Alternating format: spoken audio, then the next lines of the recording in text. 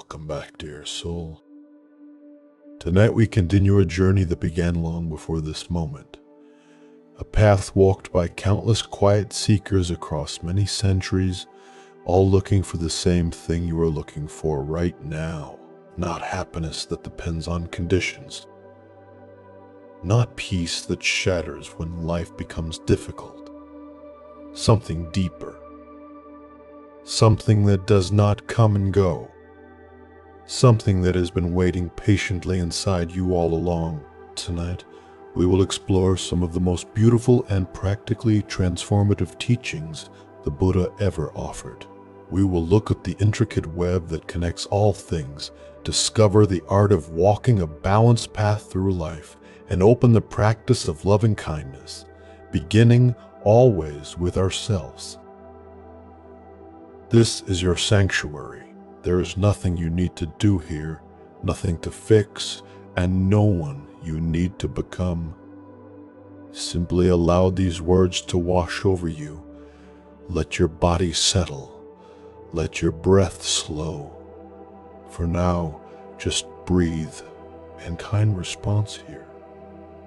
This inner listening is your compass for the middle way. It moves you from living by rigid rules to responding with flexible wisdom. Another practice is to become aware of your own patterns of extremism. Do you tend to be too hard on yourself or too lenient? Do you push yourself to burnout or do you shy away from effort? Simply notice your tendencies without judgment. Awareness itself is the first step toward finding a more balanced approach. For example, if you notice you have a tendency toward harsh self-criticism, a tight mind, you can consciously practice self-compassion. When the inner critic arises, you can soften and say to yourself, "It's okay. I am doing my best." If you notice a tendency toward procrastination, a loose mind, you can practice taking one small, gentle step towards your goal, breaking down the task to make it less overwhelming.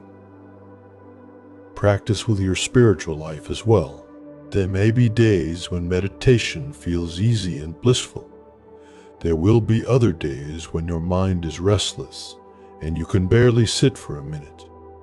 The middle way is to show up consistently with kindness. Don't grasp for the blissful states or despair when the practice feels difficult.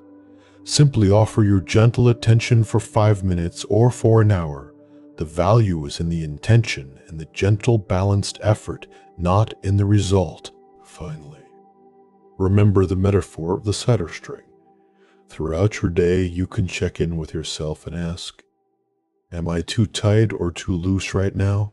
This question can apply to your posture, your breathing, your grip on a steering wheel, or your attitude toward a problem. Often you will find you are holding on too tightly. In that moment, you can consciously breathe out and soften. You can release the tension. This constant, gentle retuning is the practice of the middle way. It is how we create beautiful music with our lives. Let's pause and breathe into this sense of balance. Feel your breath not forced, not shallow, but just right. Feel your body not rigid, not slumped, but gracefully present. This is the middle. It is a place of peace. If finding this center speaks to you, I invite you to subscribe to the Silent Path and let us walk this balanced path together. From this place of balance, we can now open our hearts. The wisdom teachings of Buddhism are often compared to one wing of a bird and compassion is the other. Both are needed to fly. We now explore the practice of metta or loving kindness. This is not a sentimental or passive feeling. It is the active, intentional cultivation of unconditional goodwill, a radiant warmth that we can learn to extend to ourselves, to others, and to all of life. Metta is a powerful antidote to anger, resentment, fear, and self-criticism. It is the practice of tending to the garden of the heart so that kindness can bloom. In a small monastery nestled in a forest, there was a monk named Bimal. He was diligent in his studies and disciplined in his meditation, but his heart was hard. He was quick to find fault in the other monks. One was too loud, another too lazy, a third too proud. Most of all, he was harsh with himself. Every perceived mistake in his practice was met with a barrage of internal criticism. His mind was a battlefield, and he was becoming exhausted and bitter. One day his teacher, a gentle old master, called him over. "Vimal," he said, "your mind is like a parched field where nothing can grow. You water it only with the salt of judgment. From now on, you will put aside your other studies. Your only practice will be this. You will take a small, smooth stone,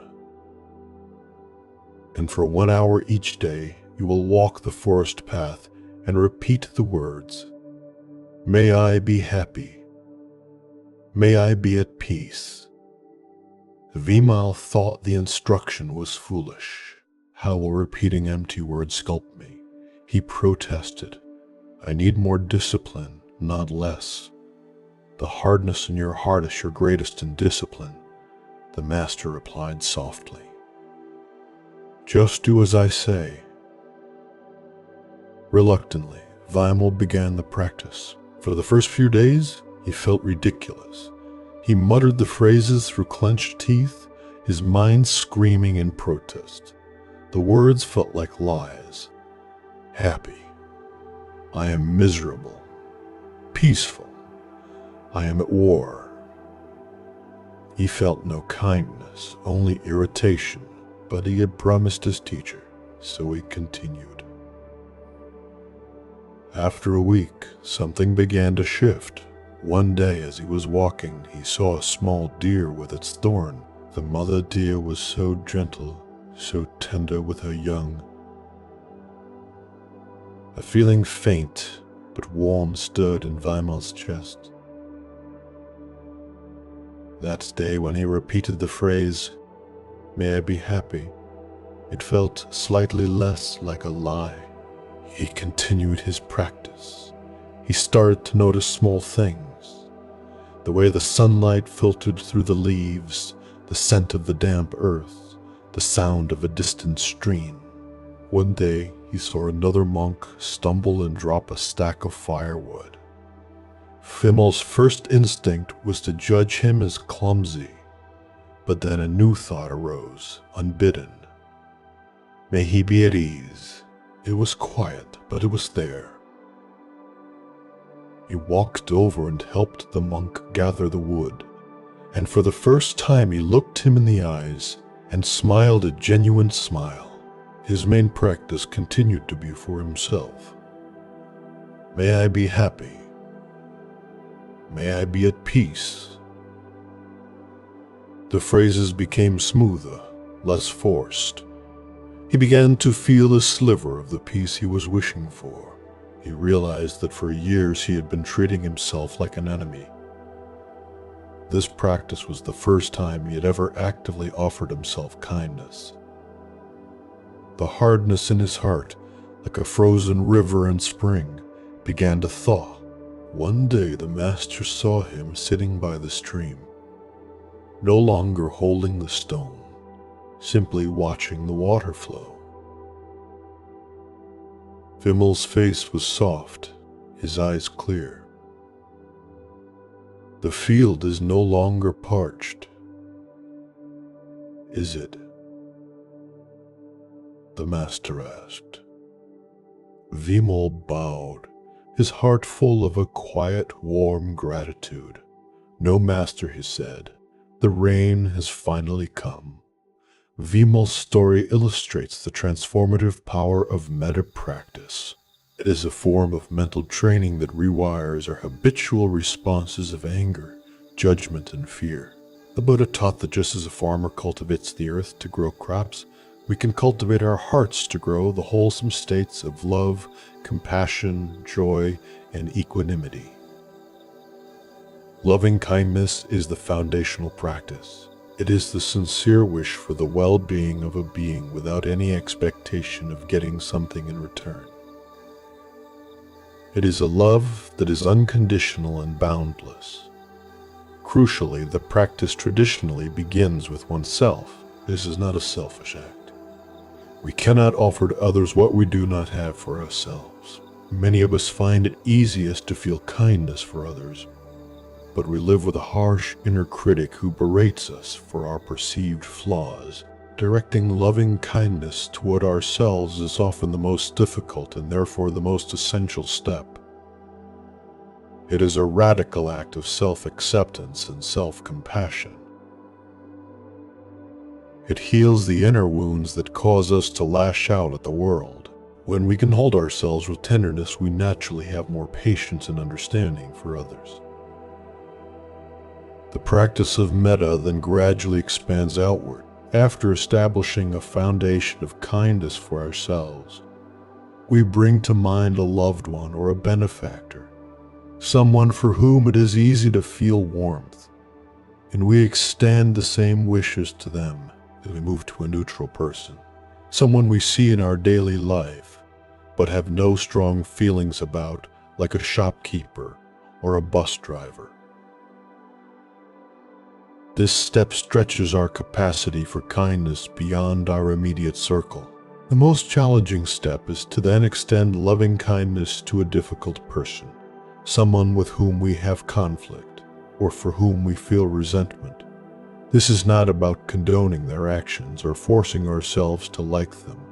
It is a profound practice of letting go of the poison of our own anger for our own sake. It is recognizing their humanity and wishing for them to be free from the suffering that causes them to act in harmful ways.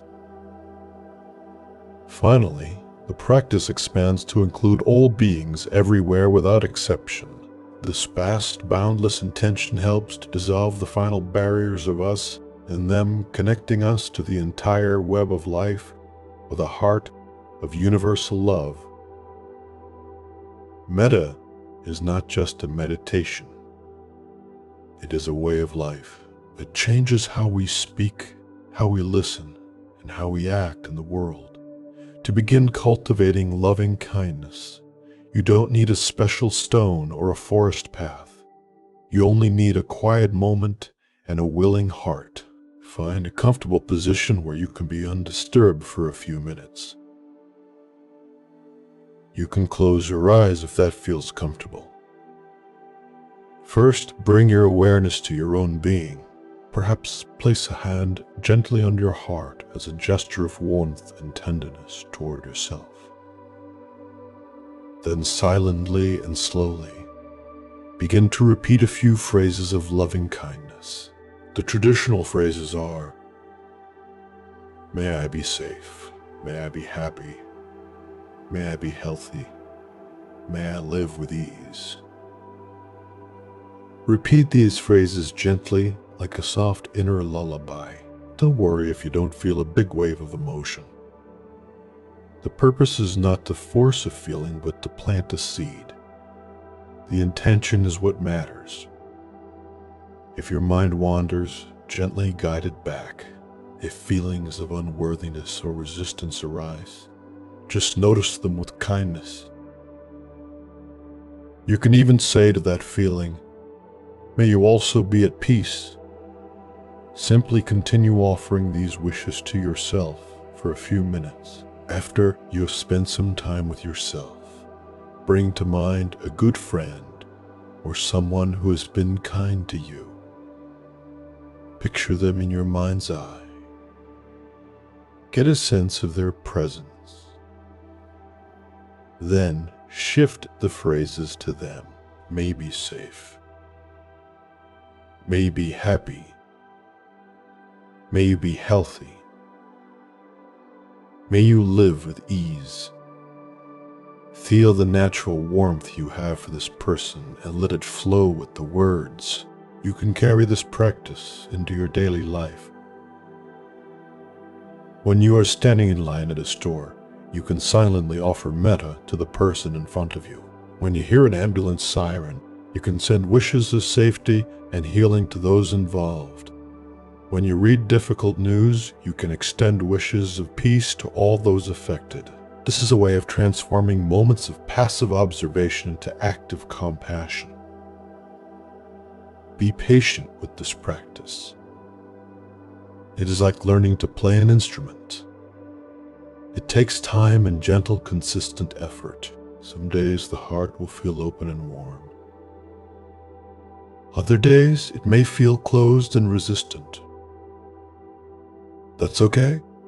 Just show up. Water the seed of kindness each day and trust that in time your inner landscape will begin to bloom with a warmth that can hold yourself and the whole world with unshakable love.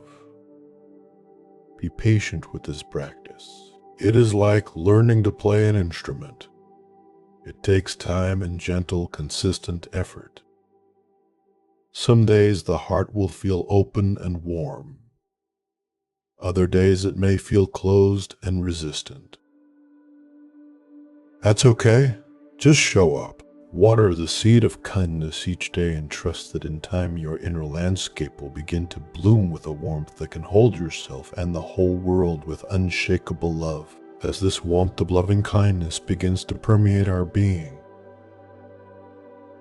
it helps to melt away the layers of judgment and fear that obscure our true nature.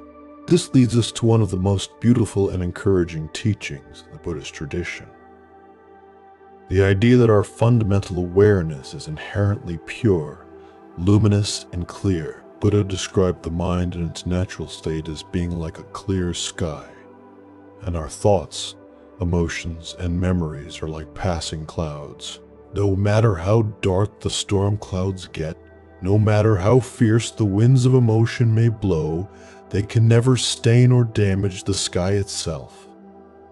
The sky remains untouched, vast and peaceful. This teaching offers a profound shift in perspective. It invites us not to a struggle to create peace, but to the gentle work of uncovering the peace that is already here, waiting patiently beneath the turbulence of our minds. There's a beloved story from the East about a poor traveler who, weary from a long journey, fell asleep on the roadside. He was a man defined by his poverty. His coat was a patchwork of rags, thin and offering little protection from the cold. His stomach was a hollow ache of constant hunger, and his mind was a tangled knot of worry about where his next meal would come from. He saw the world through a lens of lack, and he saw himself as its most unfortunate victim. While he slept, a dear friend who was a wealthy merchant came by. Seeing his friend in such a state of suffering, his heart was filled with pity. The merchant possessed a priceless diamond, a jewel of unimaginable brilliance, flawless and radiant. He wanted to give his friend a new life to end his suffering forever. Not wanting to wake him and cause a fuss, the merchant carefully and with great love sewed the diamond deep into the inner hem of the traveler's worn and tattered coat. Then, with a silent blessing, he continued on his way. The traveler awoke some time later, stretched his aching limbs, and felt the familiar pang of hunger. He was completely unaware of his new fortune. He continued his life of poverty, wandering from town to town, begging for scraps of food and a place to sleep. For years he lived this way, his suffering a constant companion. He cursed his fate and envied the wealthy, never knowing that he himself carried a treasure that could end all his troubles. The diamond, hidden and forgotten, traveled with him through dust and rain, through cities and forests, its brilliant light completely obscured by a thin layer of cloth. One day, many years later, he happened to cross paths with the same merchant friend. The merchant was shocked to see him still living in such misery. "My friend," he cried out, his voice a mixture of astonishment and compassion. "What have you been doing all this time? Why are you still living like this? I gave you a priceless jewel years ago. It should have been more than enough to provide for you for the rest of your life." The traveler looked at him bewildered. "You gave me nothing," he mumbled, his voice full of the resignation of his long suffering. The merchant knelt down, took the hem of the traveler's ragged coat, and with his knife carefully cut the threads he had sewn so long ago. The diamond fell into his palm, catching the sunlight and exploding into 1,000 points of brilliant, dazzling light. The traveler stared speechless. He had been a rich man all along, but he had been living as a pauper because he didn't know the treasure he possessed. This story is a perfect allegory for our own human situation. The Buddha taught that within each of us, sewn into the very fabric of our being, is a Buddha nature. A nature that is as pure, brilliant, and indestructible as that diamond. It is our innate capacity for wisdom, for boundless compassion, for unshakable peace. This core of our being cannot be damaged by our trauma. It cannot be stained by our mistakes, and it cannot be diminished by our confusion. It is always there, whole and complete. The problem is that, like the traveler, we don't know it. We identify with our worn and tattered coat, our fleeting anxious thoughts, our painful and stormy emotions, our self-critical stories. We believe a story that says, "I am an anxious person. I am not worthy of love. I am fundamentally broken." We live in a state of self-imposed spiritual poverty, completely unaware of the immense wealth that lies within our own heart. The entire spiritual path, then, is not about becoming a better person or acquiring a diamond we don't have. It is the process of realizing the diamond is already ours. It is the practice of turning our attention inward and recognizing the luminous knowing quality of awareness that has been present all along, witnessing every moment of our lives. This awareness is the silent witness. It is the part of you that is aware that you are thinking but is not the thoughts themselves. It is the part of you that feels a wave of sadness wash through you, but is not the sadness itself. It is the calm, unchanging presence that holds the ever-changing contents of your life. Recognizing this nature is profoundly healing. It is the ultimate act of self-love and acceptance. It means you don't have to fix yourself. You are not a problem to be solved. You are a treasure to be discovered. The work is not to become a different person, but to gently remove the layers of mud, the layers of conditioning, fear, and mistaken identity that have hidden the brilliance of your own heart. This is a deeply optimistic view of humanity. It suggests that our obscurations, what Buddhists call the clashes, greed, hatred, and delusion, are like clouds, not a fundamental part of the sky. They are temporary and can be dispelled. Our true nature is the clear open sky. To experience this luminous nature for yourself is to shift from a life of frantic doing to a life of restful being. The practice is subtle, requiring less effort and more trust. It is the art of recognizing the sky behind the clouds.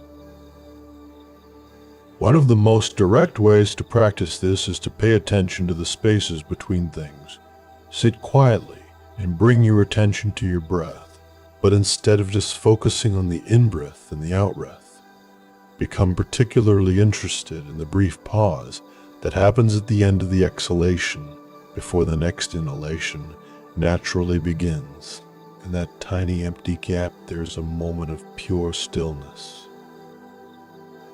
There is no thought, no effort, just quiet, alert presence. Try to rest your attention in that stillness even for a second. It is a doorway, a glimpse into the quiet, spacious nature of your own mind. You can also practice listening to the silence. Find a quiet place and simply listen. At first, you will hear external sounds, a distant car, the hum of a refrigerator, the chirping of a bird. These are the foreground sounds. But can you listen underneath them? Can you become aware of the vast field of silence that is holding all of them? That silence is not an empty void. It is a vibrant, full presence. It is the canvas upon which all sounds are painted. Your awareness is like that silence. It holds all the noise of your mind without being disturbed or defined by it. Try to rest as that silent, listening presence. Another powerful practice is to gently ask yourself throughout the day, who is aware or what is aware right now? When you are seeing a tree, hearing a sound, or thinking a thought, you can gently turn the question back on itself. What is this knowing quality? What is the awareness that is experiencing this? And don't look for an answer in words or concepts. The mind will want to say, I am aware. But then you can ask, and who is aware of that thought? Instead, try to feel into the direct experience of awareness itself. It has no color, no shape, no location, but it is undeniably present. It is the light by which you experience your entire life. By repeatedly turning your attention to this inner light, you begin to identify with it more than with the fleeting objects it illuminates. Finally, practice trusting this underlying goodness, especially when you feel at your worst, when you make a mistake or feel overwhelmed by a difficult emotion. Instead of falling into the familiar pit of self-criticism, gently remind yourself of the diamond in your coat. You can place a hand on your heart and say to yourself, beneath this confusion my nature is pure. Beneath this sadness my heart is whole. This is not a form of positive thinking or denial. It is a profound act of trust in your own deepest nature. It is remembering that no matter how worn and tattered the coat may seem, the jewel within remains perfectly, brilliantly, and beautifully intact. Let us pause for a moment. Feel the quiet presence that is listening to these words. Not the ears, but the awareness behind them. This is your home ground. This is the source of peace. If resting in this quiet space feels like coming home, I invite you to subscribe to The Silent Path. Let us continue to rediscover this inner treasure together, to uncover the luminous mind that lies within. To find the diamond in the coat, we need a clear and steady tool. That tool is mindfulness. While we have touched upon mindfulness throughout our journey, it is so central to the path that it deserves its own deep exploration. Mindfulness, or sati, is the art of paying attention to the present moment intentionally and without judgment. It is a simple yet profound practice of waking up from the dream of our compulsive thinking and arriving fully in our lives as they are unfolding right here, right now. It is often paired with its indispensable partner concentration, or samadhi, which is the ability to keep our attention stable and collected once we have placed it together. Mindfulness and concentration are the two wings of a bird, allowing us to soar into the clear sky of our own awareness. Imagine a skilled archer preparing to shoot an arrow at a distant target. The crowd around her is murmuring, the wind is blowing, and the memory of a previous miss tugs at the edge of her mind. Yet to succeed, she must bring her entire being into the singular present moment. Her breath must be deep and steady, her body relaxed yet firm, her gaze soft yet unwavering. If her mind drifts to the past, to the memory of that miss, a subtle tension will enter her arm and the arrow will fly untrue. If she becomes anxious about the future, about the glory of hitting the target or the shame of failing, her focus will blur and her aim will be off. Her power, her skill, her very artistry comes from her ability to gather all of her scattered energy, all the distractions, all the hopes, all the fears, and channel it into a single point of profound, unshakable presence.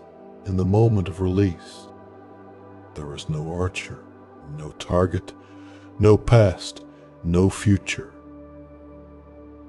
There is only the flight of the arrow.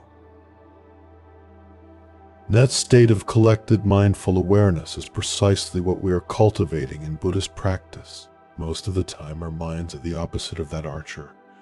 Our mental energy is scattered in 1,000 directions. We are driving our car while replaying an argument from yesterday. We are eating our lunch while composing an email for tomorrow. We're in conversation with a loved one, nodding and smiling while our mind is 1,000,000 miles away. Lost in a labyrinth of worry, we are rarely ever fully where we are. This state of distraction is a form of psychic sleepwalking. We are not truly living our lives. We are living in a mental simulation of them. This is a primary source of our suffering. It robs us of the richness and beauty of the present moment, and it fuels our anxiety as our minds are constantly churning through problems that are either long over or haven't even happened yet. Mindfulness is the gentle but firm practice of waking up from this dream. It is the act of bringing our attention back from the scattered worlds of past and future, and anchoring it in the direct, tangible reality of the now. The practice of mindfulness is the heart of Buddhist meditation.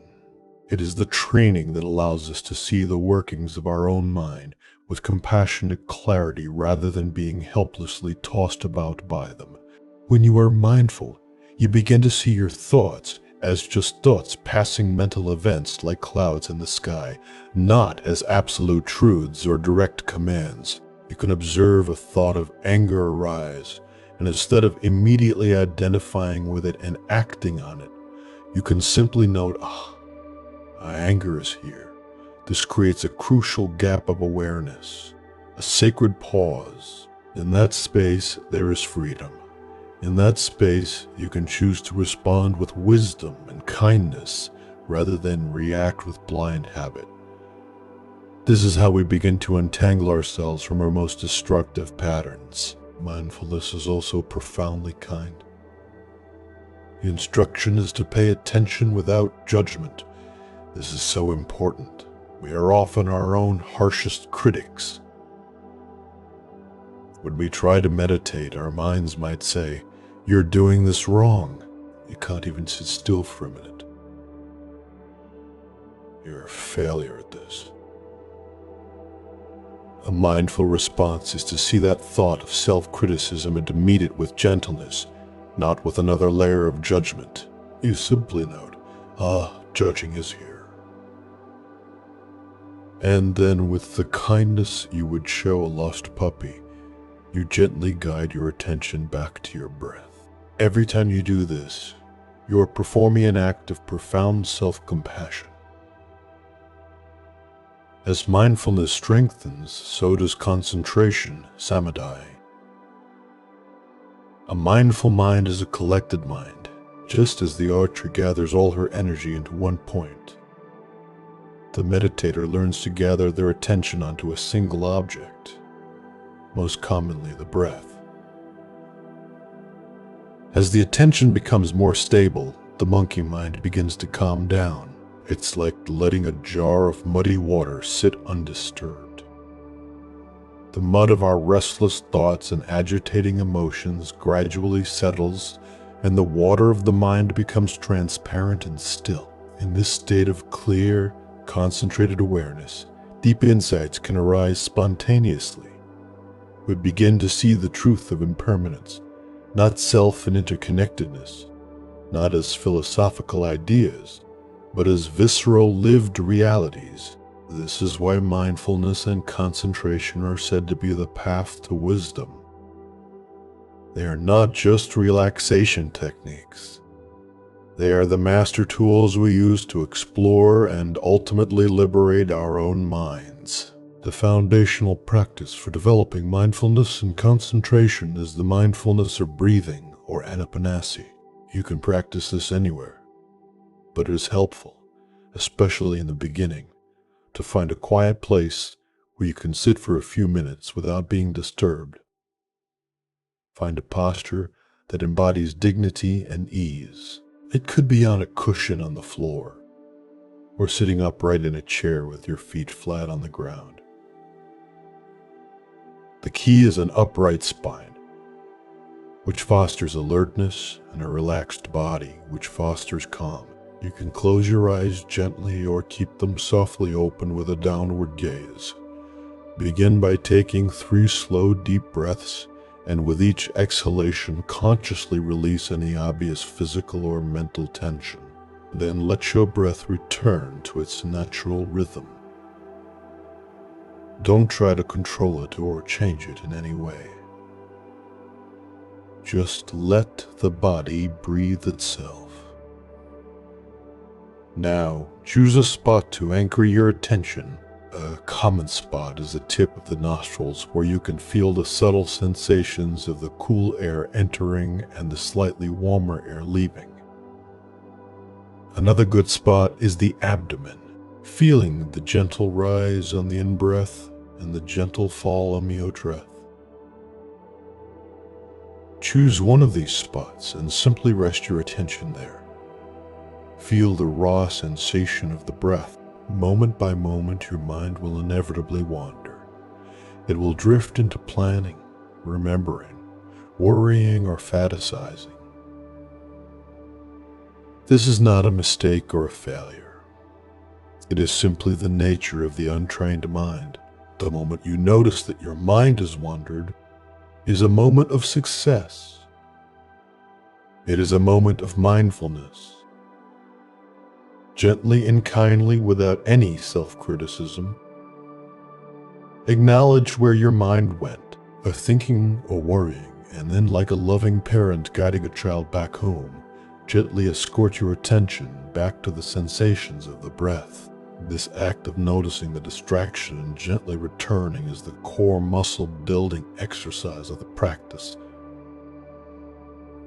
Every time you bring your mind back, you are strengthening your capacity for both mindfulness and concentration. That's the whole practice. Simple, but not always easy. The key is the quality of your attitude, one that is gentle, patient, and infinitely kind to yourself. You can also bring mindfulness into your daily activities. This is the practice of informal mindfulness. When you are washing the dishes, try to just wash the dishes. Feel the warmth of the water on your hands.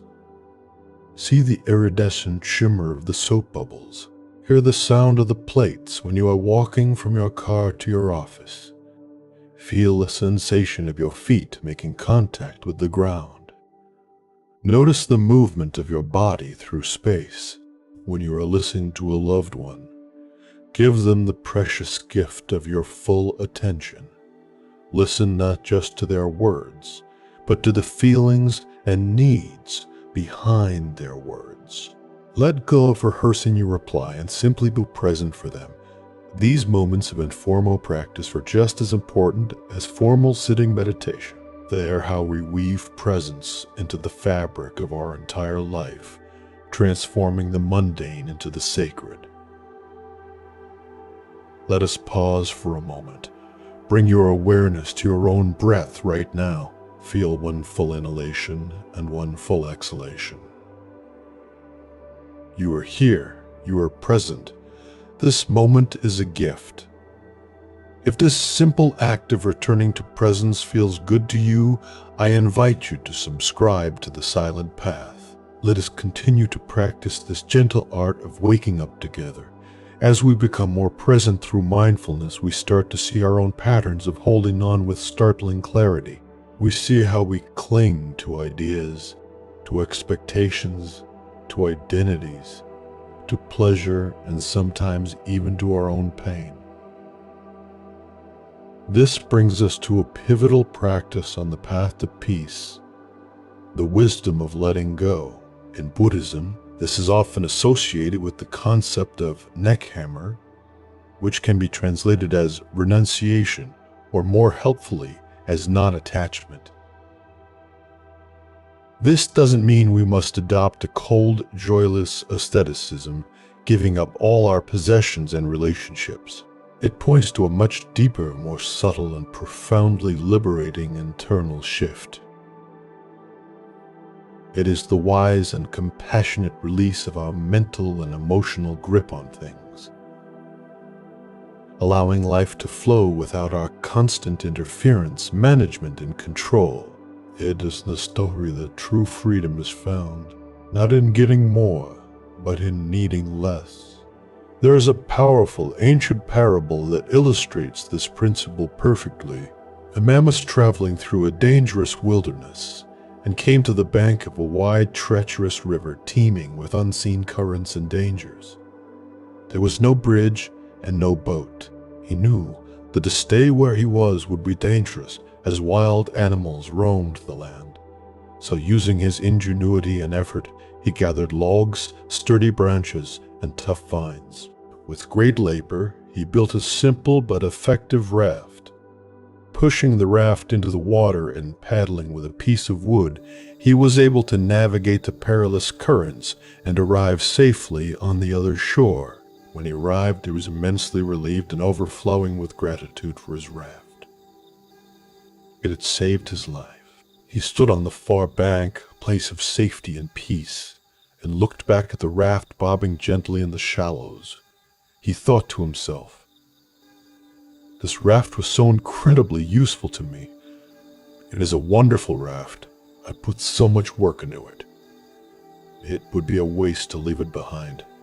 I might need it again later." And so he hoisted the heavy, waterlogged, cumbersome raft onto his back and continued his journey inland. The other shore was a beautiful land of open meadows and rolling hills, but the man could barely enjoy it. He struggled and sweated under the immense weight of the raft. He couldn't walk freely through the beautiful fields of wild flowers. The raft got tangled in the trees of the forest, and he couldn't climb the hills to see the magnificent views.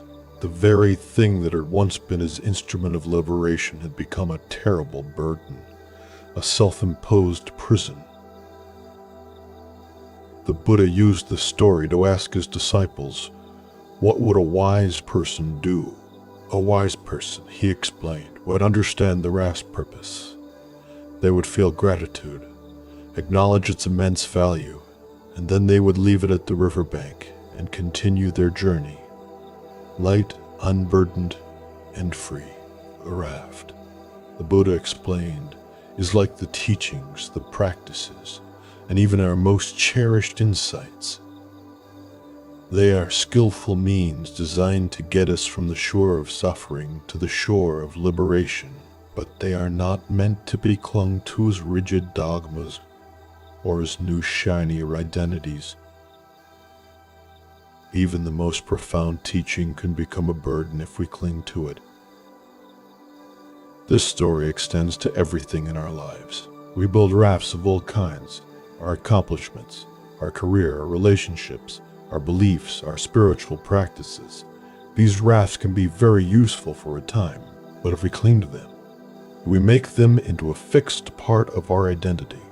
They cease to be tools for liberation, and instead become heavy burdens that prevent us from moving forward. The wisdom of letting go is the natural fruition of seeing impermanence and not self. If everything is changing, what is there to hold on to? If there is no solid separate self, who is it that is doing the holding? Attachment is the attempt to make a solid and permanent home in a world that is fundamentally fluid and ever-changing, it is a recipe for constant struggle and disappointment. We become attached to specific outcomes, believing our happiness depends entirely on things going a certain way.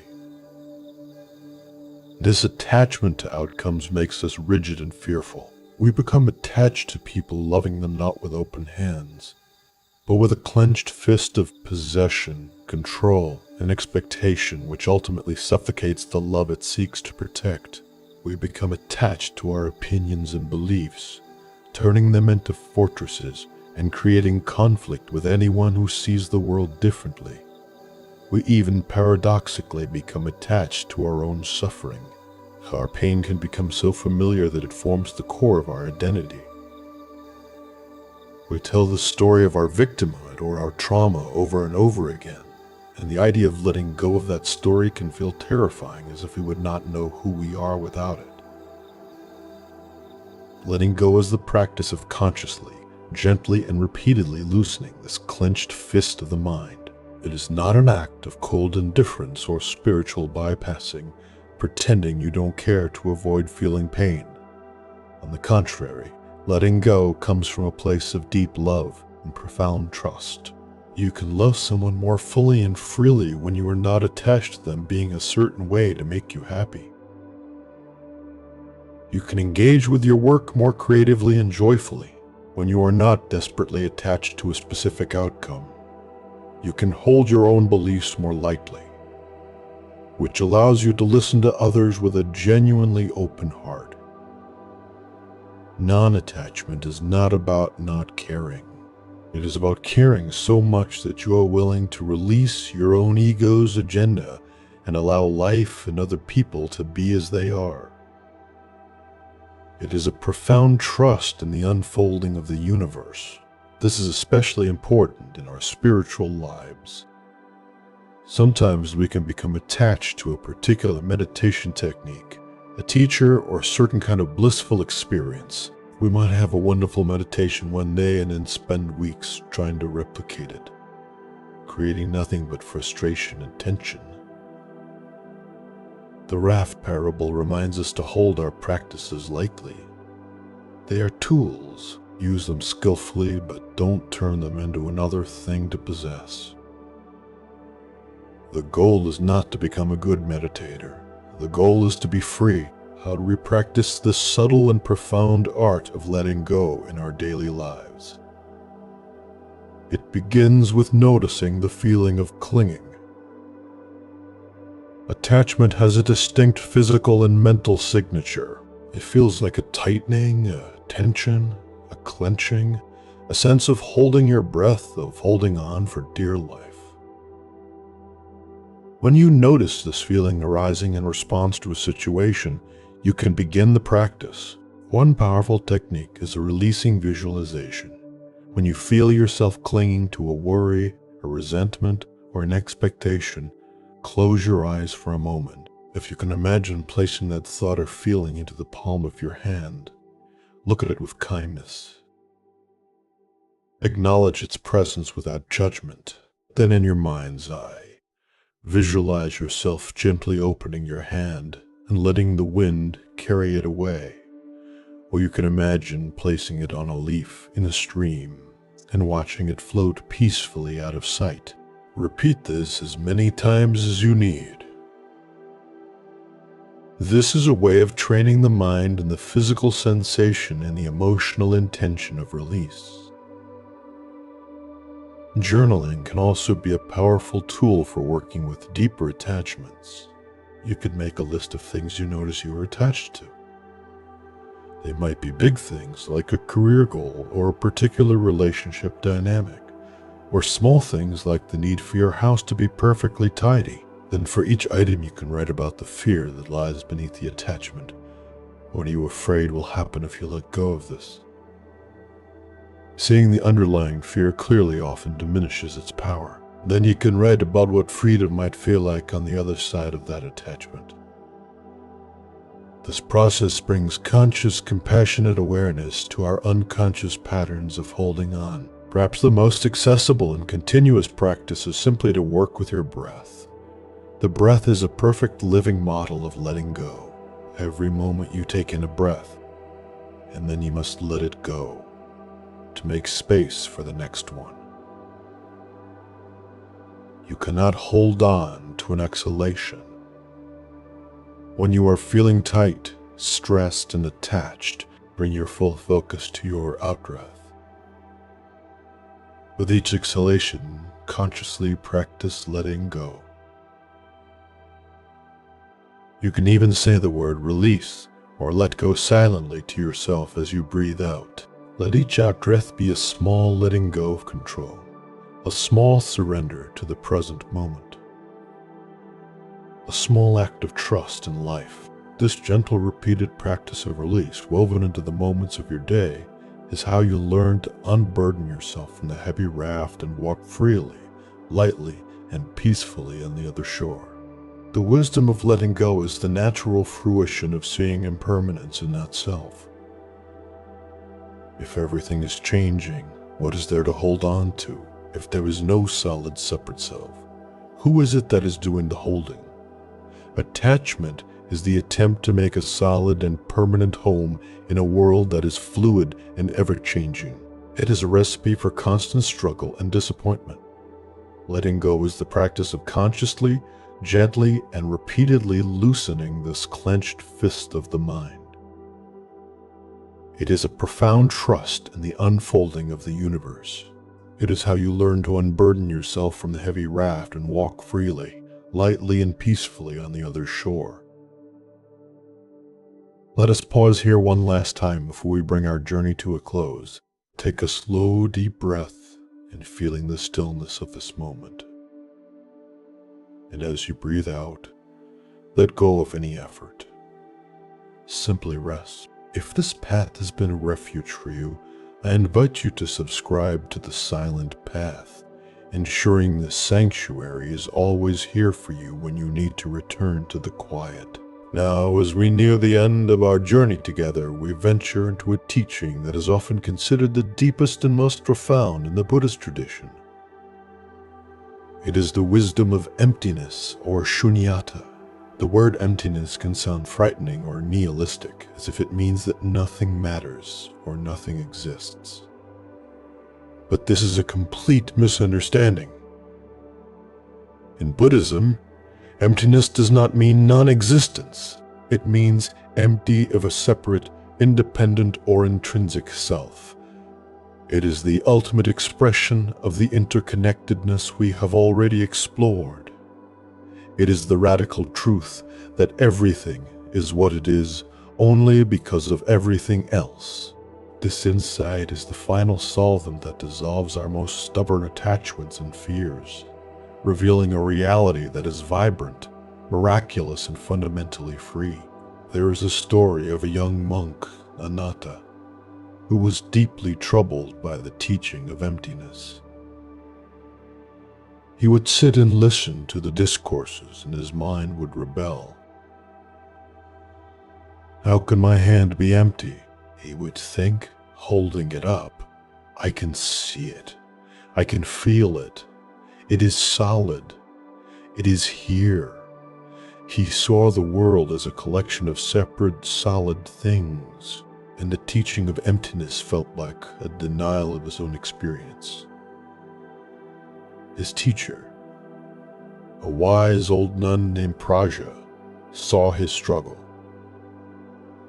One day she handed him a simple clay cup. "Tell me about this cup," she said. Anatta described it. "It is made of clay. It is hard. It has a handle. It holds water." Prajna smiled. "But where is the cupness?" she asked. "Let us look for it. Is the clay the cup? No. The clay was once just earth. Is the water in the cup the cup? No, that is separate. Is the shape the cup? The shape was given by the potter's hands and the potter's mind."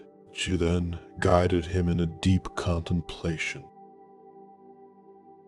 This cup, she said, is made entirely of non-cup elements.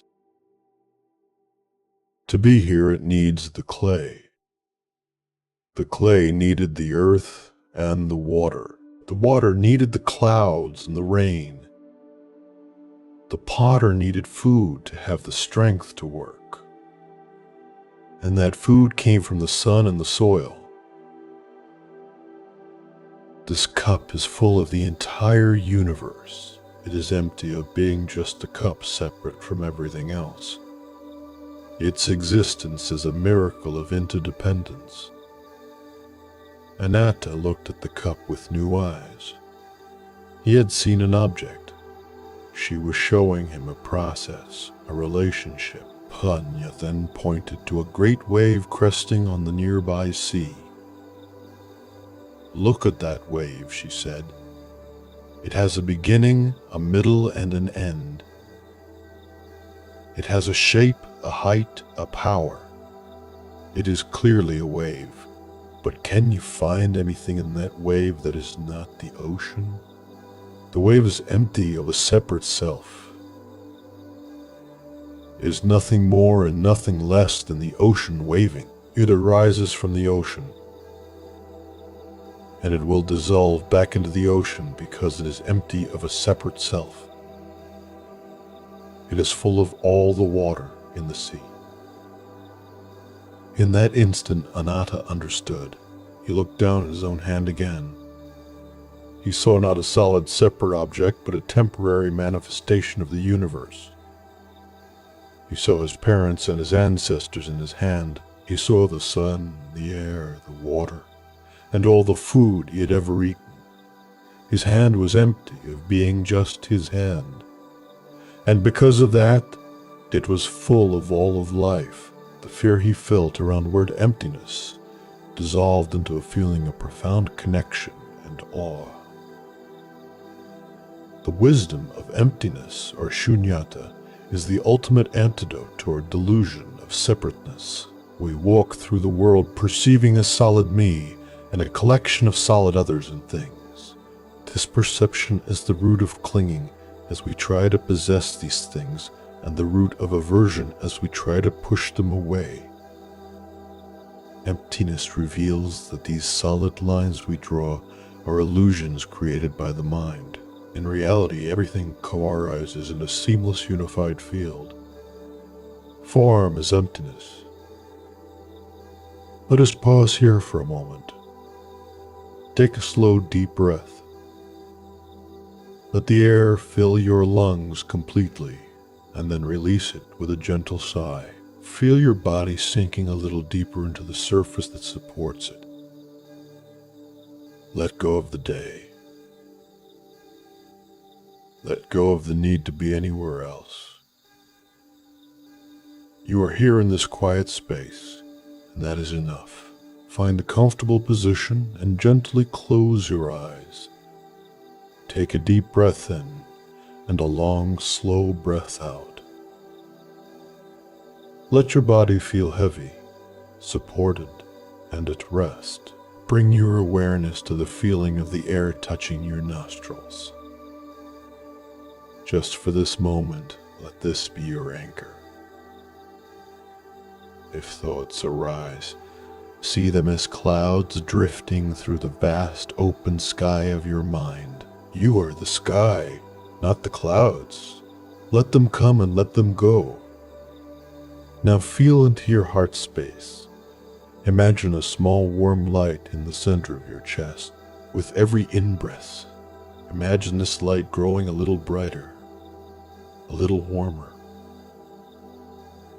With every out-breath, imagine this warmth radiating through your entire body. This is the light of your own innate goodness. It has always been here. Simply rest in this warmth and this gentle, loving presence. You are safe. You are whole. You are at peace. There is nothing else to do, nowhere else to go. Just this, just here, just now. Thank you for walking this path with me tonight, dear soul. Rest well.